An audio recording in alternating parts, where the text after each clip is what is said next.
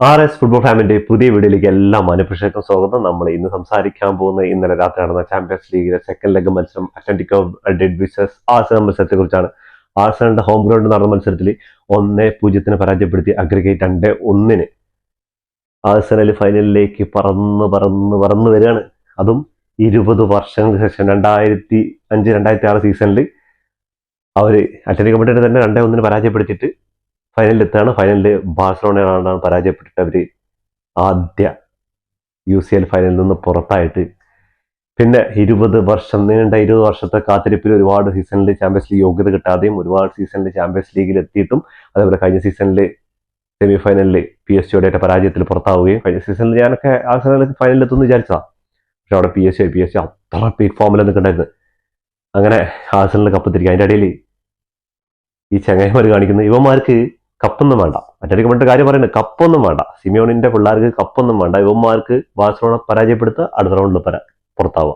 Barcelona പരാജയപ്പെടുത്തുക, അടുത്ത റൗണ്ടിൽ പുറത്താവുക. കൊപ്പഡറയിൽ ബാഴ്സലോണനെ നാണം കെടുത്തിയാണ് പുറത്താക്കിയിട്ട് അടുത്ത ഫൈനലിൽ പോയിട്ട് റയൽ സോസിഡാഡിന്റെ കൂടെയാണ് പരാജയപ്പെട്ടത്. അത് പെനാൽറ്റി ഷൂട്ടിൽ. അതേപോലെ തന്നെ ഇതാ ഇപ്പോ UCL ബാഴ്സലോണ അങ്ങോട്ട് എന്താ പറയാ ഫസ്റ്റ് ലെഗിൽ തന്നെ നാണം കെടുത്തി വിട്ട് സെക്കൻഡ് ലെഗിൽ അവര് ബാഴ്സലോണ വിജയിച്ചെങ്കിലും അവരുടെ പുറത്താക്കി. എന്നിട്ട് ആഴ്സണലോടുകൂടി പരാജയപ്പെട്ടു. ഫസ്റ്റ് ലെഗിൽ ആഴ്സണലിന്റെ കളി മോശമായിരുന്നു. അതിനെക്കുറിച്ച് ഞാൻ ഒരു വീഡിയോ ഇട്ടിട്ടുണ്ടായിരുന്നു. അതിൽ ഒരുപാട് കാര്യങ്ങൾ ഒരുപാട് ആഴ്സണൽ ഫാൻസ് വന്നിട്ട് മെസ്സേജ് ചെയ്തിട്ടുണ്ടായിരുന്നു, ഉറക്കം തൂക്കിന്നൊക്കെ പറഞ്ഞപ്പോൾ. സീരിയസ്ലി ആ കളി കണ്ടവർക്ക് അറിയാൻ പറ്റും. ഒരു നിഷ്പക്ഷമായിട്ട് ഒരു ഫുട്ബോൾ പ്രേമി എന്ന നിലയ്ക്ക് കളി കാണുന്നവർക്ക് മനസ്സിലാവും. എന്താ കാരണം, ആ കളിയിൽ അത്ലറ്റിക്കോ മാഡ്രിഡ് കുറച്ചുകൂടെ ബെറ്റർ പെർഫോമൻസ് ആയിരുന്നു കാഴ്ചവെച്ചത്. പക്ഷേ നിങ്ങൾ ആഴ്സണലിൽ നിന്ന് ഇതെല്ലാം പ്രതീക്ഷിച്ചത്. പക്ഷേ ഇന്ന് 1-0 ജയിച്ചാലും ആ ഒരു കളി കാണാൻ രസമുണ്ടായിരുന്നു. ആ ഒരു കളിയിൽ അവർ വീണ്ടും ഗോൾ അടിക്കാനും അതേപോലെ തന്നെ ആ അറ്റാക്കിങ്ങിലും ആ പ്രസ്സിങ്ങിലും ആ ഉള്ളൊരു എനർജിയും കാര്യങ്ങളൊക്കെ വന്നപ്പോൾ അടിപൊളിയായിരുന്നു കളി. അന്ന് ഭാഗ്യം കൊണ്ടാണ് റയ എന്ന ഗോൾ കീപ്പറും അതേപോലെ ഭാഗ്യം ഉണ്ടായിരുന്നെങ്കിൽ ഒരു 2-3 ഗോൾ അന്ന് അത്ലറ്റിക്കോ മാഡ്രിഡ് പോസ്റ്റ് കയറ്റിട്ടുണ്ടായിരുന്നു. അത് ഭാഗ്യം കൊണ്ട് കയറാണ്ടിരുന്ന. ഇന്ന് പക്ഷെ ആ ഒരൊറ്റ ഗോളിൽ അങ്ങോട്ട് എന്താ പറയുക അത്ലറ്റിക്കോ മാഡ്രിഡ് അങ്ങോട്ട് നിർത്തി. അത്ലറ്റിക്കോ മാഡ്രിഡ് സെക്കൻഡ് ഹാഫിൽ 66-ാം മിനിറ്റിൽ ജൂലിയൻ ആൽവാരസിനും ഗ്രീസ്മാനെ ഒക്കെ സബ്സ്റ്റിറ്റ്യൂട്ട് ചെയ്തു. പിന്നെ വന്ന സെർലോത്തും അങ്ങനെ എന്താ പറയാ എന്താ സംഭവിച്ചു. സിമിയോണി അതാ ഞാൻ പറയുന്നത്. സിമിയോണി ചില സമയങ്ങളിൽ ചില മണ്ടത്തരങ്ങൾ കാണിക്കും. അത്ലറ്റിക്കോ മാഡ്രിഡിൽ ഗ്രേസ്മാനെ സംബന്ധിച്ചിടത്തോളം കുറച്ച് മിസ്റ്റേക്കുകളും കാര്യങ്ങളൊക്കെ ഉണ്ടായിരുന്നു. ഫസ്റ്റ് ഹാഫിൽ ബോൾ കൺട്രോളും കാര്യങ്ങളൊക്കെ. സെക്കൻഡ് ഹാഫിൽ വന്നിട്ട് മൊത്തം കളി എന്തൊക്കെയായിരുന്നു. അതിൻ്റെ ഇടയിൽ സിമിയോണിക്കുള്ള ഒരു കിടിലൻ ചാൻസ്. കോൺട്രവേഴ്സി ഉണ്ട്, രണ്ട് ഭാഗത്തും പെനാൽറ്റി കിട്ടിയില്ല എന്നുള്ള. റഫറിയുടെ കാര്യം നോക്കുകയാണെങ്കിൽ ആള് അത്രയും ഇതുള്ള കാര്യങ്ങളൊക്കെ വിളിക്കുന്നുള്ളൂ. അങ്ങനെയുള്ള അല്ലാതെ നമ്മുടെ ബാഴ്സലോണയുടെ കളി അതേപോലെ ലാലിഗൊക്കെ നോക്കിയാൽ തട്ടിയ മുട്ടിയ റെക്കോർഡും ഇതൊക്കെ എടുക്കുന്ന പരിപാടി ഉണ്ടല്ലോ, അതൊന്നുമില്ല. കുറച്ച് ശാന്തമായിട്ട് അങ്ങനെ ഒരു ഇതിലായിരുന്നു റഫറിങ് നോക്കി കഴിഞ്ഞാൽ മനസ്സിലാവും. രണ്ട് ടീമിനും പെനാൽറ്റിക്കുള്ള അവസരങ്ങളും കിട്ടുന്നുണ്ടായിരുന്നു. ഗബ്രിയേല് സിമിയോണിനെ ഫൗൾ ചെയ്യുന്ന ഒരു അറ്റംപ്റ്റ് ഉണ്ടായിരുന്നു. അതേപോലെ തന്നെ അതിനുശേഷം ഗ്രേസ്മാനെ ഫൗൾ ചെയ്യുന്ന അതിന് മുമ്പ് ഒരു ഫൗൾ വന്നതുകൊണ്ട് ഗ്രേസ്മാന് ആ ഒരു പെനാൽറ്റി നിന്ന് ഗ്രേസ്മാനിക്ക് കിട്ടാതെ പോയത്. അതേപോലെ തന്നെ ഗ്രേസ്മാന് ട്രൊസാർഡിനെ പെനാൽറ്റി ബോക്സിൽ തള്ളിയിടുന്നുണ്ട്. അതൊക്കെ മറ്റുള്ള കളികൾ ഇപ്പോൾ സെമി ഫൈനൽ ആയതുകൊണ്ടെന്ന് അറിയില്ല, അങ്ങനെയുള്ളതൊക്കെ വാറിന്റെ അവരുടെ ഒരു നിർദ്ദേശങ്ങൾക്കനുസരിച്ചാണ് ഈ കളി പോയിട്ടുണ്ടായത്. അങ്ങനെ അത്ലറ്റിക്കോ മാഡ്രിഡ് ചാമ്പ്യൻസ് ലീഗിൽ നിന്ന് പുറത്തായിരിക്കുകയാണ്. അവര് കുറെ കാലങ്ങളായി ഒരു ചാമ്പ്യൻസ് ലീഗ് ട്രോഫിക്ക് വേണ്ടിയിട്ട് കാത്തുനിൽക്കേണ്ടി. രണ്ട് ടീമുകളുടെ കാര്യം നോക്കിയാൽ 0 ചാമ്പ്യൻസ് ലീഗ് ട്രോഫിയാണ്. ഇവരും ഫൈനലെത്തിയിട്ടുണ്ട്.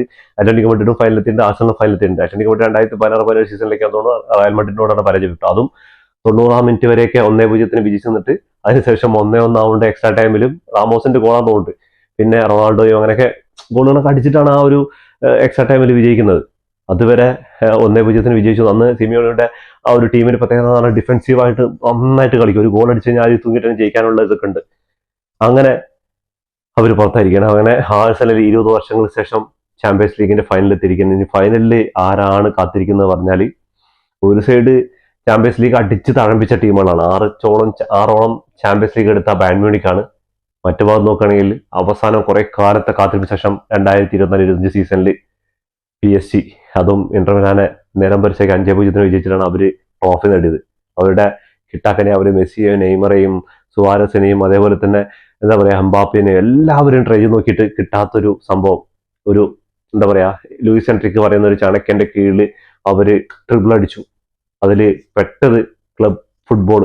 അതിൽ മാത്രമാണ് അവര് ചെൽസിയോട് പരാജയപ്പെട്ടു. ബാക്കി എല്ലാ ട്രോഫികളും കഴിഞ്ഞ സീസൺ അടിച്ചു. ഈ സീസണിലും അതേ പീക്കിലാണ് വന്നുകൊണ്ടിരിക്കുന്നത്. ഇപ്പൊ ബയൺ മ്യൂണിക്കിനെതിരെ 5-4 വിജയമുണ്ട്. അത് PSG ഹോം ഗ്രൗണ്ടിലായിരുന്നു. ഇന്ന് രാത്രി നടക്കാൻ പോകുന്ന കിടിലൻ മത്സരമുണ്ട്. അതിൽ എന്തായിരിക്കുന്നു ഒരു പ്രഡിക്ഷനും പറയാൻ പറ്റില്ല. ആർക്കാണ് എവിടെ വീഴുന്നതെന്ന് പറയാൻ പറ്റില്ല. അപ്പോൾ ആഴ്സണൽ ഫാൻസിനോടാണ് എൻ്റെ ചോദ്യം, നിങ്ങൾക്ക് ആരാണ് ഫൈനലിൽ വേണ്ടത്? രണ്ടാളാണെങ്കിലും നല്ല പൊരുതി തന്നെ ആയിരിക്കും, നല്ലൊരു കോമ്പറ്റീഷൻ കൊടുക്കേണ്ടി വരും. എന്താ പറഞ്ഞാൽ കപ്പിന് വേണ്ടിയിട്ടുള്ള മത്സരം ആലോചിക്കണം. നിങ്ങൾ മറ്റുള്ള കാര്യങ്ങളൊക്കെ വിടുക. എന്നാലും ഈ ഒരു മെയ് മാസം കുറച്ച് നല്ല കാലമാണ് തോന്നുന്നുണ്ട്. എന്താ പറയുക, സിറ്റി ഇന്നലെ പോയിന്റ് ഡ്രോപ്പ് ചെയ്തു. എന്താ പറയുക, 3-3 എവർട്ടനായിട്ട് സമനില പിരിഞ്ഞു. അതോടുകൂടി ഒരു ഗംഭീര കളിയായിരുന്നു. അവർ 2 പോയിന്റ് ഡ്രോപ്പ് ചെയ്തു. കുറച്ചുകൂടെ റിലാക്സ് ആണ്. ഇനി ഒരു കളി കൂടി സിറ്റി കളിക്കാണ്ട് 35 മത്സരമാണെങ്കിലുണ്ട്. ആഴ്സണലാണെങ്കിൽ ഇനി 3 മത്സരങ്ങൾ മാത്രമേ ഉള്ളൂ. 3 മത്സരമാണ് ഇംഗ്ലീഷ് പ്രീമിയർ ലീഗിലുള്ളത്.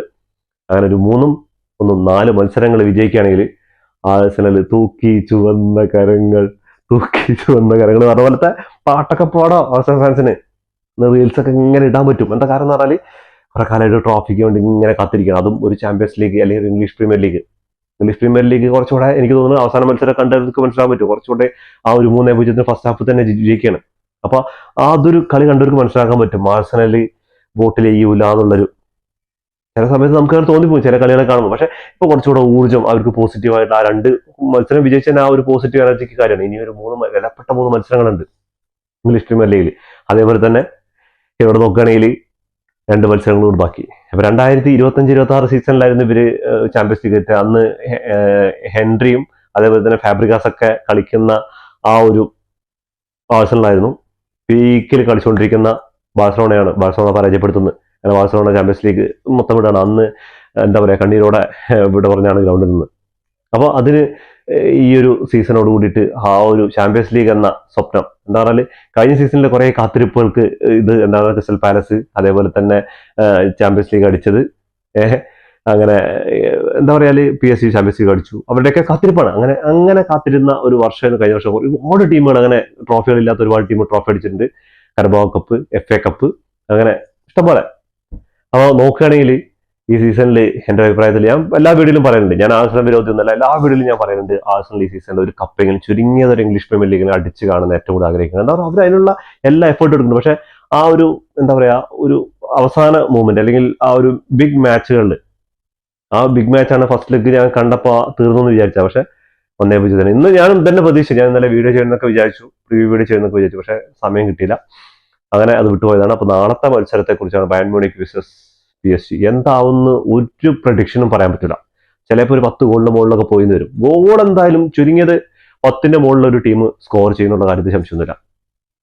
ആരാണ് ആ ഒരു പിടിത്താഴെ അല്ലെങ്കിൽ ഒരു ഗോളിലൊക്കെ എന്തായാലും ഈ പറഞ്ഞ 90 മിനിറ്റുകളായിരിക്കും. ഓരോ മനുഷ്യനും കഴിഞ്ഞ പ്രാവശ്യമൊക്കെ ഒരുപാട് പേര് മിസ്സായി, പിറ്റേ ദിവസം രാവിലെയാണ് ഹൈലൈറ്റ്സ് കണ്ടിട്ടാണ് അറിഞ്ഞെന്ന് പറഞ്ഞു. പക്ഷെ ഒരു കാരണവശാലും നാളത്തെ സെമി ഫൈനലിൽ മിസ് ചെയ്ത്, എന്താ പറയുക, ഫൈനലിനെക്കാളും ത്രില്ല് ഉള്ള ഒരു മത്സരമായിരിക്കും സെക്കൻഡിലേക്ക്.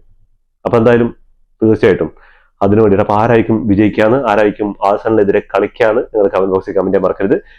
ആഴ്സണലിന്റെ ചരിത്രത്തിലെ ഏറ്റവും കൂടുതൽ വിജയമാണ് ആർട്ടറ്റ എന്ന് പറയുന്ന ആ ഒരു കോച്ച് സ്വന്തമാക്കിയിരിക്കുന്നത്. 41 വിജയമാണ്. 1970കളിലൊക്കെയാണ് ആഴ്സണൽ ഇത്രയും വിജയങ്ങൾ സ്വന്തമാക്കിയിട്ടുള്ളത്. അതേപോലെ തന്നെ ഈ ചാമ്പ്യൻസ് ലീഗിൽ ഒരു മത്സരങ്ങൾ പോലും തോൽക്കാതെയാണ്, 9 ഗോൾ ഇങ്ങനെ വഴങ്ങിയിട്ടുള്ളൂ, ഒരു മത്സരങ്ങൾ വരെ തോൽക്കാതെയാണ്. ഫസ്റ്റ് ലെഗ് കഴിഞ്ഞപ്പോൾ ആകെ 2 ഗോൾ എന്താ വഴങ്ങിയിട്ടുള്ളൂ. അതും എനിക്ക് തോന്നുന്നു ബയൺ മ്യൂണിക്ക് ആയിട്ടാണോ അതോ ലിവർപൂൾ ആയിട്ടോ അങ്ങനെ ഒരു മത്സരത്തിൽ ഗോൾ വഴങ്ങിയിട്ടുള്ളൂ. ബാക്കിയുള്ള മത്സരങ്ങളൊന്നും ഗോൾ വഴങ്ങിയിട്ടില്ല. 13 വിജയവും 3 സമനിലയാണ് ഈ ഒരു ചാമ്പ്യൻസ് ലീഗിൽ ആർട്ടറ്റയുടെ പിള്ളേർ സ്വന്തമാക്കിയിട്ടുള്ളത്. അതേപോലെ തന്നെ എന്താ പറയാ, ഒരുപാട് ഈ ട്രോളുകളും കാര്യങ്ങളൊക്കെ ഇങ്ങനെ ബോട്ടിലെന്ന് പറഞ്ഞിട്ട് കേൾക്കുന്നുണ്ട്. പക്ഷെ ഈ അവർക്കൊക്കെ മുന്നിൽ ഈ ഒരു ട്രോഫി അടിച്ച് കാണിച്ചു കൊടുക്കുന്നു ഭയങ്കര ഒരു ആഗ്രഹമാണ്. ആർസണൽ ഫാൻസിനെ പോലെ തന്നെ എനിക്കും ഒരു ആഗ്രഹമുണ്ട്. ഇങ്ങനെ പറയുന്നത്, നമ്മൾ കളി മോശമാകുമ്പോൾ നമ്മൾ എന്തായാലും ട്രോളും. അതിപ്പോ എന്റെ ടീമാണ് ബാഴ്സലോണ, അവർ മോശമാണെങ്കിലും ഞാൻ ട്രോൾ ചെയ്തിട്ട് സംസാരിക്കും. ട്രോളല്ല, അതിനെ കുറിച്ചുള്ള വിശകലനത്തെ, അല്ലാതെ ഞാൻ കളി തോറ്റു എന്ന് പറഞ്ഞിട്ട് എന്താ പറയാ, അത് അങ്ങനെ കളിച്ചുകൊണ്ടാണ് ഇങ്ങനെ കളിച്ചുകൊണ്ട് അത് പറയില്ല. കളി തോൽവി തന്നെയാണ്, അത് തോൽവിയായിട്ട് അംഗീകരിക്കണം. അവിടെയാണ് ഫാൻസ് ആവുന്നത്. ചില ഫാൻസുകാരുണ്ട്, അവർ എന്ത് തന്നെ ആയാലും വിട്ടുകൊടുക്കൂല. ആഴ്സണലിന്റെ കുതിപ്പിന് പിന്നിൽ ഏറ്റവും നിർണായകമായിട്ടുള്ള ഒരു കാര്യം എന്ന് പറഞ്ഞാൽ എനിക്ക് പറയാനുള്ളത് ഡേവിഡ് റയ എന്ന് പറയുന്ന ഗോൾ കീപ്പർ തന്നെയാണ്. ആൾ ആഴ്സണൽ സൈൻ ചെയ്ത് വന്നപ്പോൾ എനിക്ക് ആഴ്സണലിന് വേണ്ടിയിട്ട് ഇംഗ്ലീഷ് പ്രീമിയർ ലീഗും ചാമ്പ്യൻസ് ലീഗ് എടുക്കണം എന്ന് പറഞ്ഞിട്ട് ആ ഒരു ഇതിനുള്ള എഫേർട്ട് ഫുൾ ആയിട്ട് ആൾ എടുത്തിട്ടുണ്ട്. എന്താണ് ഫസ്റ്റ് ലെഗ് നമുക്ക് കണ്ടറിയാം, അമ്മാതിരി സേവുകളായി നടത്തിയിട്ടുണ്ടായിരുന്നത്. അപ്പോൾ എന്തായാലും അറ്റൻറ്റിക് കമ്മിറ്റിന് വേണ്ടിയിട്ട് ഗ്രേസ്മാന്റെ അവസാന മത്സരമാണ് ഇപ്പോൾ കഴിഞ്ഞത്.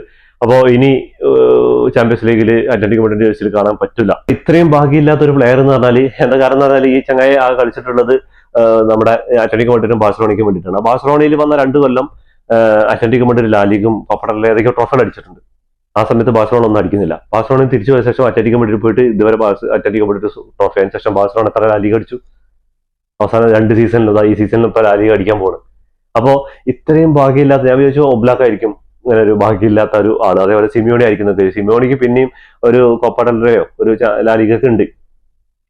അപ്പോ എന്തായാലും പുതിയൊരു ക്ലബിലേക്കാണ് ആളുടെ പോക്ക്. അപ്പൊ എന്തായാലും സിമിയോണി ഈ സീസണോടുകൂടി ചിലപ്പോൾ ക്ലബ്ബ് വിടുന്നത്. ഏറ്റവും കൂടുതൽ 430 മില്യണോളം ചെലവാക്കിയിട്ടാണ് അത്ലറ്റിക്കോ വേണ്ടിയിട്ട് 0 ട്രോഫിയിൽ ഈ സീസണിൽ റയൽ മാഡ്രിഡിന്റെ കൂടെ ഉള്ളത്. ഇവരുടെ സ്റ്റാറ്റ്സിലേക്ക് ഒന്ന് പോയി കഴിഞ്ഞാൽ 13 ഷോട്ടുകൾ എടുത്തിട്ട് ആഴ്സണലിൽ 2 മാത്രം ഓൺ ടാർജറ്റിലേക്ക് വന്നത്.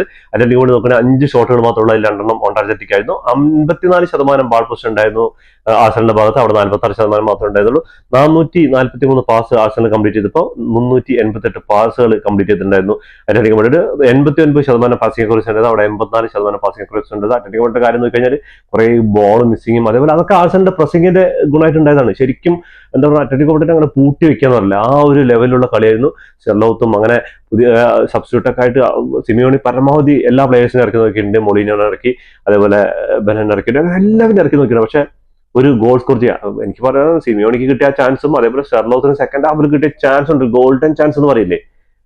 എന്തുകൊണ്ടാ ചങ്ങായി എന്താന്ന് കാണിച്ചത് അറിയില്ല. ബാഴ്സലോണയ്ക്കെതിരെ കിട്ടില്ല, ബാഴ്സലോണയ്ക്കെതിരെ മാത്രമേ ചങ്ങായി ഗോൾ അടിക്കാൻ പറ്റുള്ളൂ. അങ്ങനത്തെ ഒരു മോഡാണ് ഈ ചങ്ങായി സെർലോത്ത് പറയുന്ന ചങ്ങായി. 10 ഫോളുകൾ, അവിടെ 13 ഫോളുകൾ കമ്മിറ്റ് ചെയ്തിട്ടുണ്ട്. ഒരു യെല്ലോ കാർഡും അത്ലറ്റിക്കോ കൂടെ 2 യെല്ലോ കാർഡും കിട്ടിയിട്ടുണ്ട്. കോർണേഴ്സ് 5 കോർണേഴ്സ് ആഴ്സണലിൽ കിട്ടിയപ്പോൾ അവിടെ 2 കോർണേഴ്സ് മാത്രമേ കിട്ടിയിട്ടുണ്ടായിരുന്നുള്ളൂ. അപ്പോ ഇതൊക്കെയാണ് കളിയെ കുറിച്ച് പറയാനുള്ളത്. കളി അത്ലറ്റിക്കോ വേണ്ടിയിട്ട് അത്യാവശ്യം മോശം തന്നെയാണെന്ന് പറയാം. അത്ലറ്റിക്കോ വേണ്ടി ഫസ്റ്റ് ലെഗിൽ ആഴ്സണൽ മോശം കാഴ്ചവെച്ചെങ്കിൽ സെക്കൻഡ് ലെഗിൽ അത്ലറ്റിക്കോ വേണ്ടിയിരുന്നു. എനിക്ക് തോന്നുന്നു ആഴ്സണൽ കുറച്ചുകൂടെ ഗോൾ സ്കോർ ചെയ്യാനുള്ള അവസരം ഉണ്ടായിരുന്നു. അത് മുതലാക്കാൻ പറ്റിയില്ല എന്നുള്ള ഫിനിഷിങ്ങിലുള്ള പ്രശ്നങ്ങളും കാര്യങ്ങളൊക്കെ ഉണ്ടായിരുന്നു. ആ ഒരു ചങ്ങായിക്ക് ഉണ്ടല്ലോ, ഗേക്കോറാസിന് കിട്ടിയ ചാൻസ്, അതൊക്കെ ഗോളാക്കാൻ കിടിലൻ ചാൻസ് ആയിരുന്നു. അപ്പൊ അങ്ങനെ ഇന്നത്തെ ചാമ്പ്യൻസ് ലീഗ് രാത്രിക്ക് വേണ്ടി കാത്തിരിക്കാം. ഇതോടുകൂടി ഈ വീഡിയോ അവസാനിക്കുന്നു. ഫുട്ബോൾ ലോകത്തെ പുതിയ വിശേഷങ്ങളുമായി വീണ്ടും കാണാം. ഈ വീഡിയോ ഇഷ്ടപ്പെട്ടാൽ ലൈക്ക് ചെയ്യുക, ഷെയർ ചെയ്യുക, സബ്സ്ക്രൈബ് ചെയ്യുക.